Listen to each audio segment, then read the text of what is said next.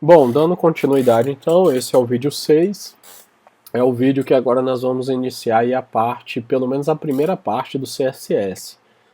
O meu HTML aqui ficou todo pronto, meus elementos já estão aqui na tela. Aqui está o meu servidor já funcionando, mostrando os elementos.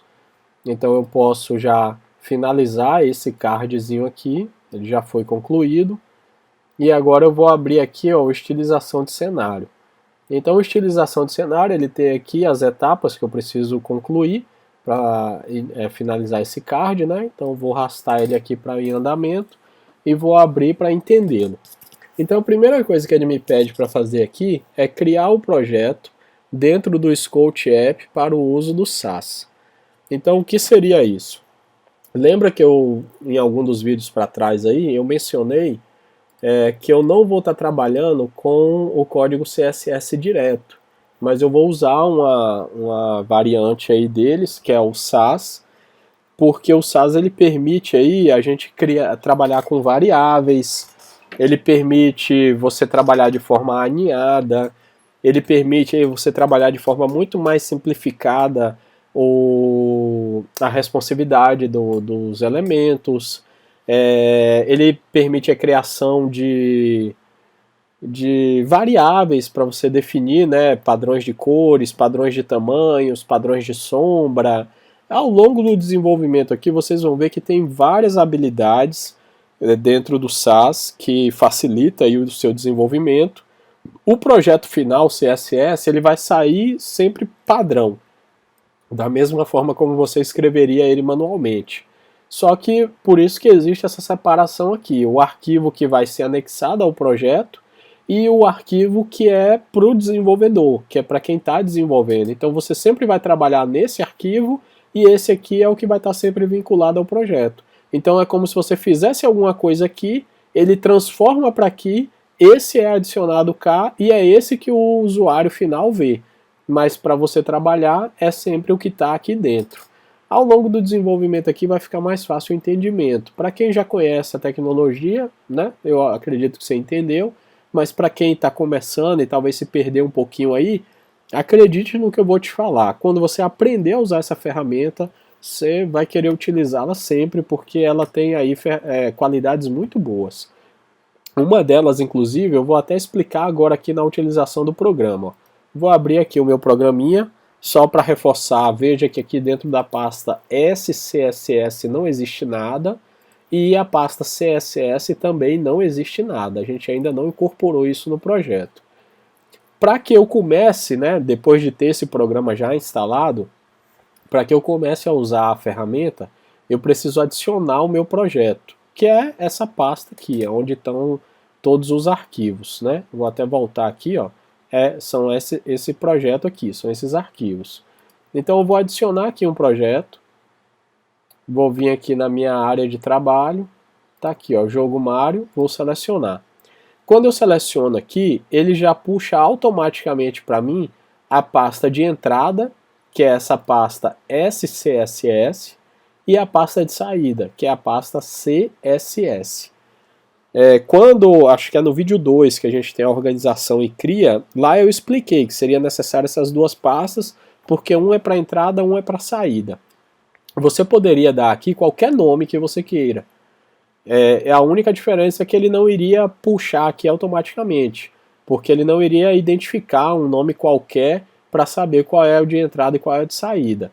Já se você der o nome CSS, sempre ele vai entender que essa é a pasta de saída. E a pasta SCSS, porque ela é uma variação, né? É como o final lá, .jpeg, .gif, .bitmap, né? Ele é só um final do arquivo. Então ele já identifica que esse aqui é uma versão do SAS e ele entende que ela é uma pasta de entrada.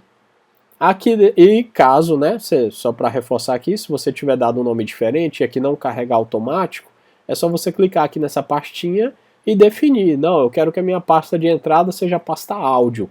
Ele vai aceitar, você pode fazer o que você quiser. Mas, se você já seguir esse padrão de nome aqui, ele vai já selecionar elas automaticamente para você. Já aqui embaixo, no ambiente, nós temos aqui o desenvolvimento e produção. Sempre como a gente está trabalhando é produção. E aqui ele tem algumas opções, né? Que é o estilo de saída, como que vai ser apresentado o seu arquivo CSS, que é o arquivo final. Num primeiro momento, a gente vai trabalhar com ele expandido, porque a gente às vezes precisa olhar para o arquivo de saída para ver se tem alguma coisa lá que está errada, se está tudo certo e tal. Mas no projeto final, quando finalizar o projeto, a gente vai colocar ele aqui, ó, ou como compacto ou como comprimido. E vocês vão ver que isso aqui cria uma diferença muito grande, porque tem pessoas que entram no seu site, por exemplo, o cara quer lá saber, pô, como que ele deu um efeito aqui para esse botão. Se você não se importar com isso, né, de compartilhar conhecimento, não tem problema. Mas se você quiser, aí, pô, não quero que fique de forma muito simples para a pessoa entender o meu CSS. Você escolhe uma dessas opções aqui e ele vai compactar ou comprimir o seu arquivo a ponto de colocar todo ele em uma linha só. Então ele fica difícil de ler. E aí, em tese, né, fica difícil da pessoa ficar copiando o seu estilo também. E isso aqui é uma das qualidades que o SAS tem, além de que isso também influencia na velocidade com que o navegador vai fazer a leitura do seu arquivo. Então, se é um código que não tem muito comentário, se é um código que não tem muitas linhas para saltar, porque lembra que ele faz a leitura de cima para baixo e vai lendo linha a linha. Então, se você tem uma linha só, se você não tem quebra de linha, se você não tem comentários no seu arquivo final, a leitura ela é mais rápida. Porém, para o desenvolvedor isso é ruim, porque quando você tem o texto todo separadinho, igual está o meu HTML aqui, ó, todo separadinho, linha por linha, às vezes a gente gosta até de dar um espacinho aqui, né, para separar, isso aqui é uma coisa, isso aqui é outra. Então, assim, você teria que ter um jeito para trabalhar e um jeito para exibir. E essa ferramenta ela faz isso, ela tem uma pasta com um arquivo todo comentado, todo organizadinho para você trabalhar, e vai ter um arquivo todo compactado para ser exibido ou para ser carregado pelo navegador. E isso aí faz muita diferença. Mas, enfim, voltando aqui, então tá marcado aqui como expandido. Quebra de linha aqui a gente não vai mexer, é padrão. E aqui a única coisa que você precisa fazer sempre por exemplo, você desligou sua máquina, quando você for ligar e for trabalhar no seu projeto de novo, você sempre tem que abrir o programa e vir aqui e dar play. Porque se você não der play, tudo que você escrever aqui no código não vai ser convertido para o CSS. Ele não vai jogar para o arquivo de saída. Ele só vai ficar no seu arquivo de entrada. Aí depois você vai ter que ir lá, dar play para que ele faça a atualização. Então tem que sempre lembrar isso. Sempre dar play quando finalizar o projeto. Sempre pode interromper aqui e desligar a máquina. Feito isso aqui, você pode fechar. Ele fica carregado aqui em segundo plano. E agora aqui eu posso voltar. Veja aqui, ó, não tem nada nas pastas ainda.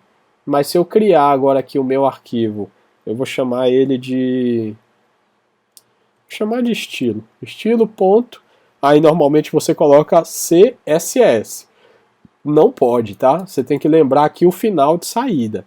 Então, o final de saída aqui, ó, teria o SAS, é uma das variáveis, mas nós vamos trabalhar com SCSS. Tem diferença entre uma e outra, tá? Algumas peculiaridades, no geral é igual, mas tem diferença. Então nós vamos trabalhar sempre com essa. SCSS. Né? É tanta palavrinha que a gente acaba confundindo, mas beleza. Tá aqui, puxei ele. Normalmente aqui você viria agora no seu HTML e anexaria o seu arquivo CSS. Aqui também você tem que ter cuidado. Não é esse arquivo de entrada que você vai anexar no seu HTML, tá? É sempre o arquivo de saída. E você veja que aqui, apesar de ter criado o arquivo de entrada, mas o de saída ainda não tem nada. Também não quer dizer que eu preciso vir aqui e criar o arquivo. Basta eu vir aqui no meu arquivo de entrada, por exemplo, eu vou colocar aqui, ó, um reset que é padrão aí do HTML. Só de eu ter digitado uma linha aqui qualquer, você vê que aqui, ó, ele já criou o arquivo aqui para mim. Isso quem está fazendo é o programinha aqui, ó, foi feito de forma automática. O arquivo aqui por enquanto não tem nada, porque eu não digitei nada ainda, mas se eu já começar a colocar aqui o meu reset, por exemplo, margem 0, padding 0 e o border box, não é border, né? É box size em border box. ele já vai agora escrever aqui para mim de forma automática. Aí, se você não conhece a tecnologia, você pode falar, pô, mas qual que é a diferença? Os dois aqui estão exatamente iguais. Calma que já já você vai ver que tem muita diferença. Antes disso, eu vou só separar aqui as minhas telas, para que eu possa visualizar tudo ao mesmo tempo. Então eu tenho aqui o meu HTML, aqui embaixo o meu CSS. Eu vou vir aqui já no meu HTML, já vou incorporar ali o estilo. Então eu vou colocar aqui, ó, estilo local. E aí vou fazer aqui a importação do meu link. Aqui, como eu falei, você tem só que ter cuidado para que você não importe esse arquivo de entrada. Tem que ser o arquivo de saída. E o meu arquivo de saída está dentro da pasta CSS, tá? Só cuidado para não confundir aqui. Então aqui é CSS barra, tá lá o estilo CSS. Então ele já resetou aqui, ó, minhas margens e o meu pad. Se por acaso isso aqui que eu digitei você não entendeu, quer dizer que talvez você não tenha aí um conhecimento de CSS. E o objetivo do vídeo aqui não é, ensinar sobre isso, tá? Então eu te aconselho que você tenha aí, faça um curso, aprenda, porque a falta desse conhecimento, para assistir o vídeo talvez não te atrapalhe, mas para a execução do projeto te atrapalhe. Que às vezes eu vou digitar alguma coisa, ou falar alguma coisa aqui que você vai ficar sem entender, e aí pode atrapalhar no seu estudo. Mas se isso aqui tiver tudo ok para você, beleza.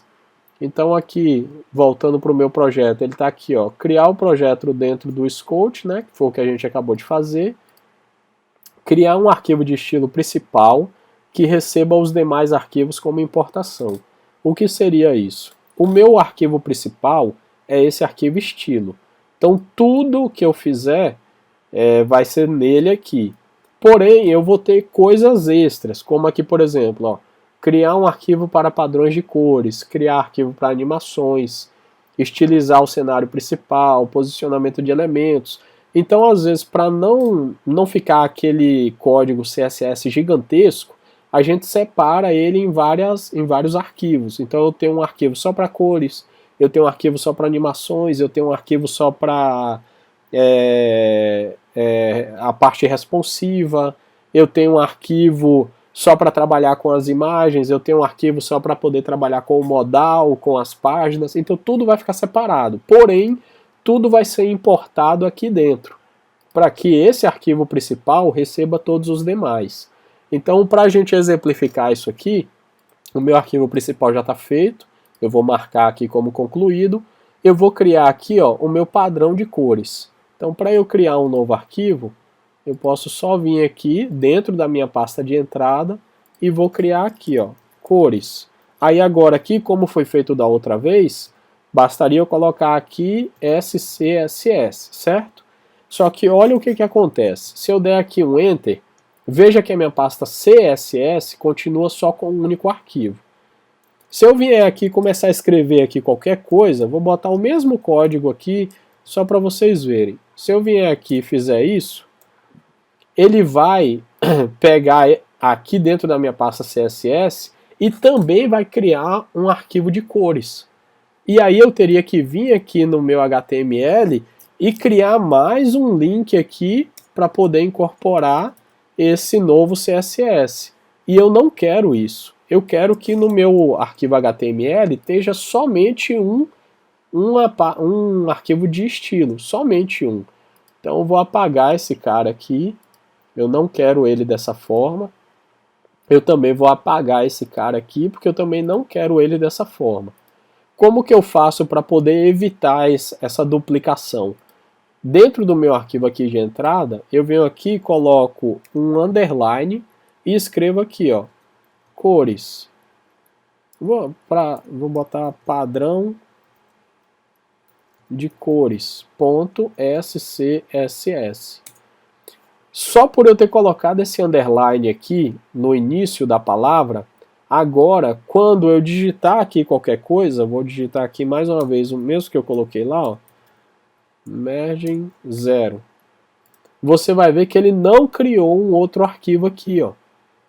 Porque o SAS, ele permite isso. Quando você coloca um underline aqui na frente, ele fala, olha, eu estou criando um arquivo de entrada mas eu não quero que um arquivo de saída seja criado com esse mesmo nome. Aí, para eu colocar ele no meu projeto, o que eu faço? Eu vou mudar isso aqui, só para vocês verem, ó. Meu arquivo aqui tem, ó, margem, padding, box size, certo? Eu vou botar nesse aqui, ó, font family, só para a gente entender. Então tá aqui, ó, font family. Aqui não tem font family, certo? Eu vou vir no meu arquivo de entrada aqui, o arquivo principal, que é o estilo. Aqui na primeira linha, eu vou chamar aqui um import. Então vou colocar aqui, ó, import. E aí, entre aspas simples, eu vou colocar lá, ó, padrão cores. Eu só preciso colocar o nome, sem o underline e sem o ponto final. É só o nome mesmo do arquivo, padrão de cores. Ao fazer isso aqui, ó, o meu estilo já recebeu lá o documento, ó, perdão, a linha de código, tá vendo? Ele já pegou o font family. Então todos os arquivos que eu criar extra para poder usar dentro do meu arquivo principal, eu vou puxar eles como import. Então tudo que eu precisar fazer no meu padrão de cores, eu vou estar fazendo aqui dentro. Mas para eu usar ele no meu arquivo principal, eu preciso importá-lo.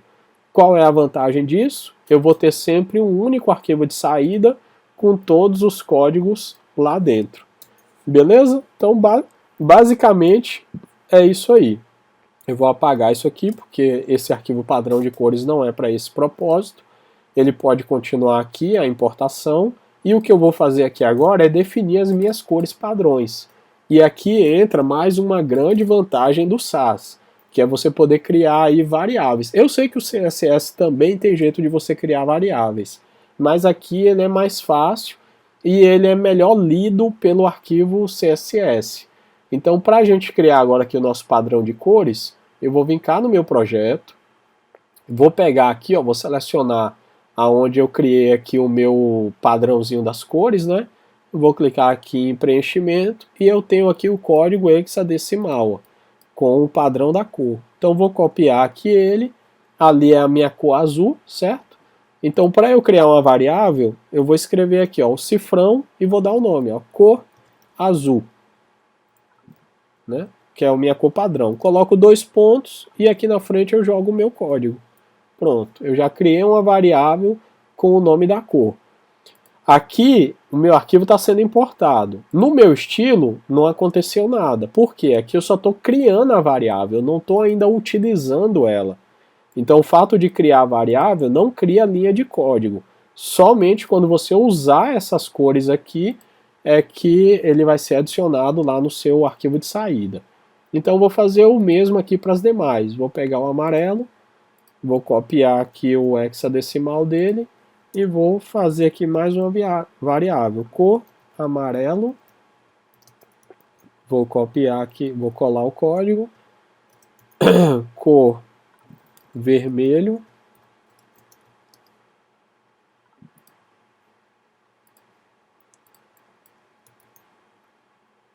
vou copiar o código, e por fim, cor verde, e também vou copiar o código.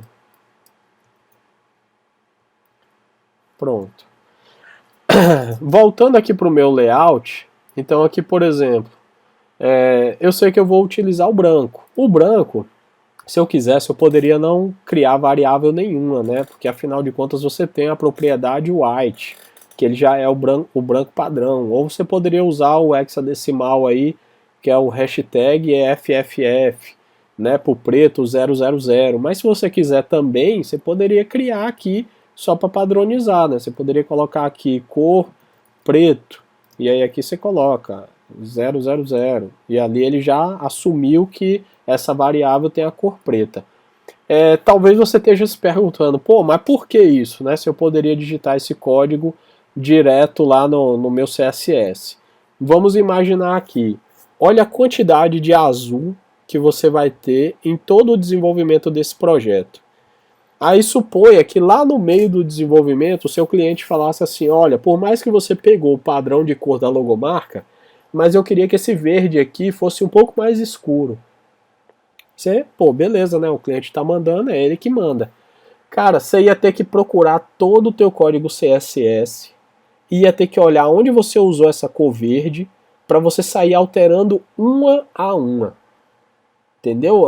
Pô, se você já pegou algum arquivo CSS aí, às vezes ele tem 1.000 linhas, 1.500 linhas de código. E seria ter que bater o olho uma por uma para encontrar onde estava esse tom de verde para você mudar, colocar ele mais escuro ou mais claro, de acordo com o pedido do cliente. Se você tem uma variável e o cara fala que ele quer mudar a cor, você vem aqui dentro da sua variável e altera para a cor que ele pediu. Todo o seu projeto, onde você usou essa variável, automaticamente vai assumir esse novo padrão de cor. Então, entre várias outras coisas que o SAS traz de facilidade para o desenvolvedor, essa com certeza é uma delas. Tá? Então, né, tá aqui criado o meu padrão de cores. Eu também vou ter que criar um arquivo para as minhas animações, então vou fazer a mesma coisa aqui, ó. Vou criar o arquivo, underline, vou chamar de animações.scss. Porém, as animações eu não vou criar agora, porque nós precisamos ainda padronizar lá o nosso projeto, né? Então, só vou criar o arquivo e já vou importá-lo aqui também. Então, vou dar aqui também um import, e aí vou chamar de animações. Quando eu começar a digitar qualquer coisa aqui nas animações, automaticamente o meu arquivo original aqui, o principal, já vai receber tudo que tiver aqui dentro, porque eu fiz a importação aqui dele. Beleza? Então vou fechar, isso aqui também está feito. Agora vamos lá, estilizar o cenário principal. O que a gente precisa fazer é só montar essa primeira parte aqui, ó. Só montar o cenário, sem esse topo aqui ainda. A gente só vai colocar os elementos aqui nas posições e criar o nosso cenário. Então, para isso, eu vou voltar aqui no meu arquivo HTML e vou começar aqui, ó. Então, aqui eu já criei a minha classe cenário, que é onde vai ocorrer todos os elementos, todos os movimentos do meu jogo. Então, eu vou vir aqui, cenário, e vou começar a trabalhar com ela. Para a gente poder entender como que ela funciona, eu primeiro vou criar um tamanho aqui menor, para que a gente possa visualizar o nosso cenário todo ali na tela. Então vou dar aqui um tamanho para ela de 700 pixels e uma altura de 500. Vou colocar uma borda temporária nela aqui, um pxred, só para que a gente possa visualizar ali. E vou centralizar ela aqui no meio da tela. Então vou dar aqui um margem 0 alto. Pronto, beleza. Então todo o nosso cenário ele tem que estar dentro desse retângulo vermelho aqui, certo? Com as bordas vermelhas. Então para isso agora eu posso só vir aqui, ó. Lembra, o nosso cenário ele tem um gradiente, né? Ele começa com azul mais escuro e termina no branco ali no final. Então é só eu vir aqui agora e colocar background. Lembrando que para eu trabalhar com gradiente tem que ser o background imagem, tá? O background normal, né, o color, ele não aceita o gradiente. Então vou dar aqui um linear gradiente e agora aqui já vai entrar as minhas variáveis. Ó. Então vou colocar aqui cor azul, né, que eu vou estar puxando do azul e vou finalizar ela com o branco, white. Então tá lá, ó. Ele começa do azul e termina ali no branco. Tá vendo aqui, ó? Eu estou usando a variável. No meu arquivo SCSS, ele aparece o nome da variável. Já no meu arquivo CSS, ele aparece o código da cor. Tá vendo? Então ele nunca puxa variável para dentro do CSS. Ele sempre vai mostrar o código da cor. Tá? Só que essa é a facilidade. Se eu tiver 1000 vezes esse cor azul aqui, basta eu alterar aqui a cor e eu altero em todo o meu projeto. Então tá ali já. Agora eu vou criar aqui também um border bottom. Vou colocar ele com, deixa eu ver se 16 pixels é muito. Solid. E a minha cor é o verde, né? Vamos tirar esse aqui, porque senão ele não pega o outro. Tá lá. Borderzinho, beleza. Tá bacana ali. Então se eu voltar aqui, ó, meu cenário já está pronto, ó, estilização do cenário principal.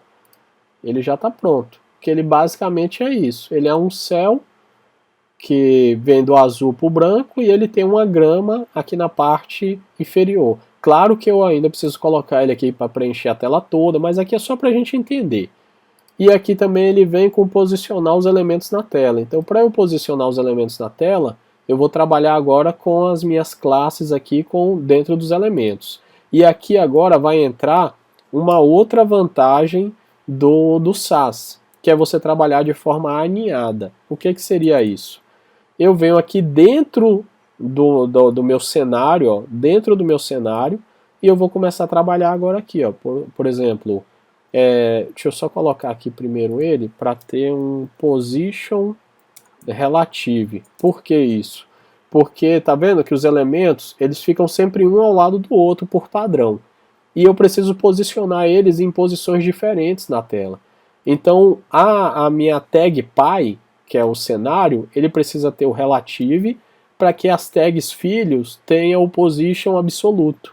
E aí eu posso trabalhar com o topo, o bottom, o left, o right, e aí colocar ele aonde eu quiser aqui na minha tela. Então agora, como eu falei, ó, eu venho aqui dentro do cenário e vou colocar aqui, ó, ponto, está img Mario, né?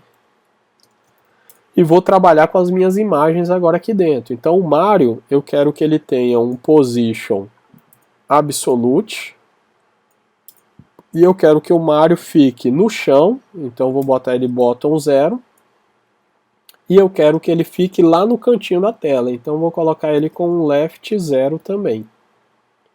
Já posicionei ele aqui no cantinho da minha tela.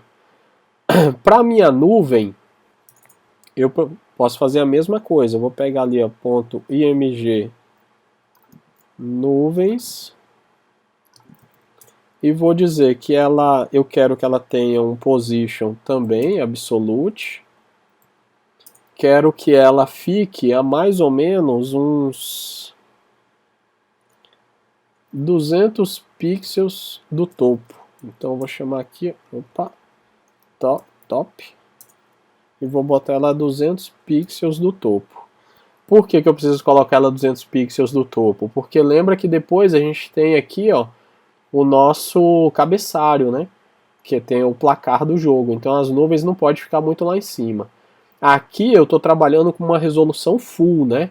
Uma resolução de 1920 por 1080. Então todos os elementos ficam bem distribuídos na tela. Aqui por enquanto está tudo muito em cima um do outro, porque ele está pequenininho, que eu vou precisar ainda fazer uma explicação aqui para vocês. Mas logo logo quando a gente crescer a tela, você vai ver que essas nuvens vão ficar paradas aqui onde elas estão, e o Mario e essa grama vai vir cá para baixo. Então ele vai ter uma altura aqui significativa entre um elemento e outro. E aí vou fazer o mesmo aqui para todos os demais. Então vou pegar ali, por exemplo, o img tubo. Vou dizer que eu quero ele no chão também. Então, primeiro tem que ter o position, né? Não pode esquecer, position absoluto. O bottom 0.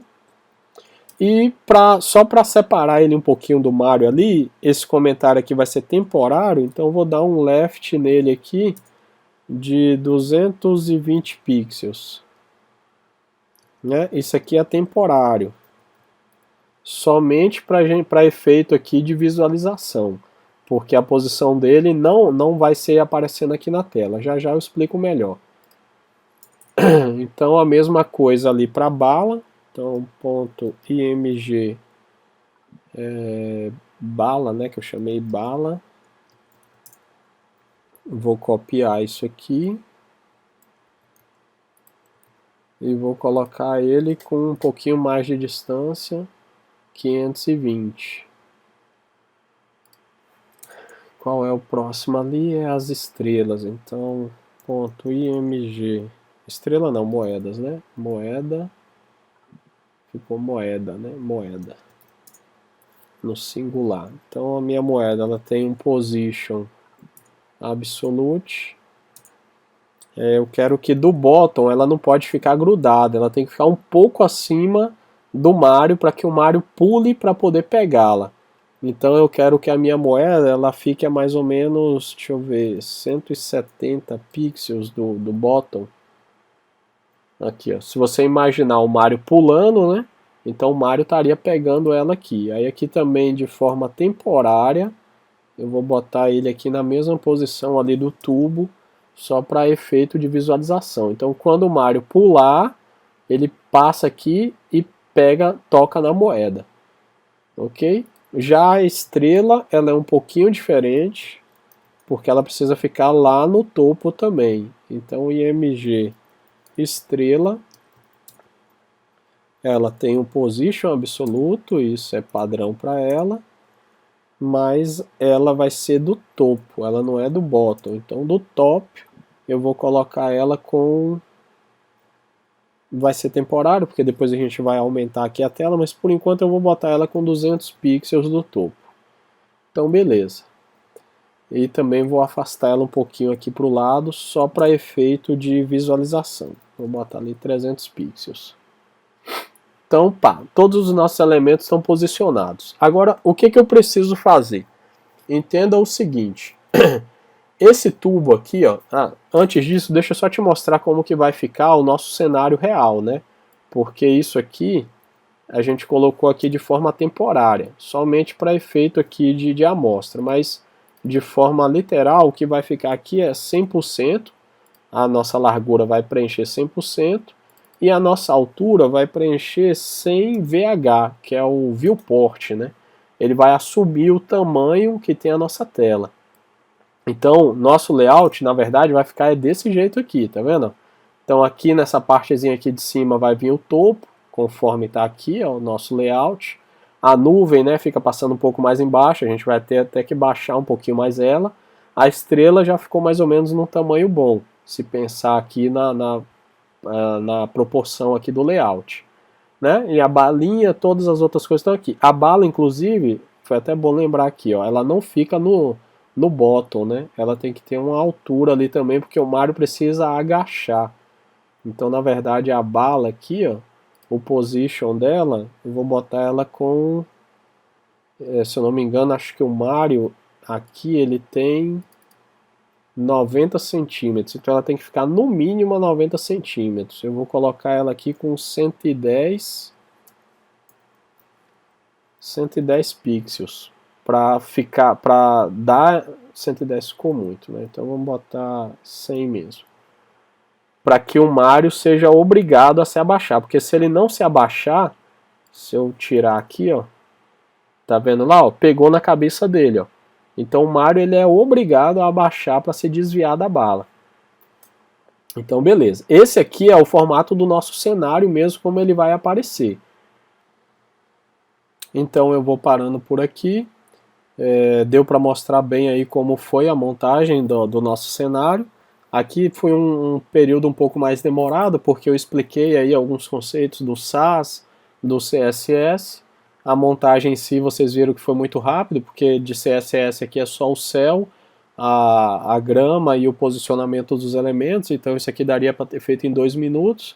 Porém eu quis explicar bem aí como é feito os conceitos, para que quem esteja aprendendo consiga pegar bem.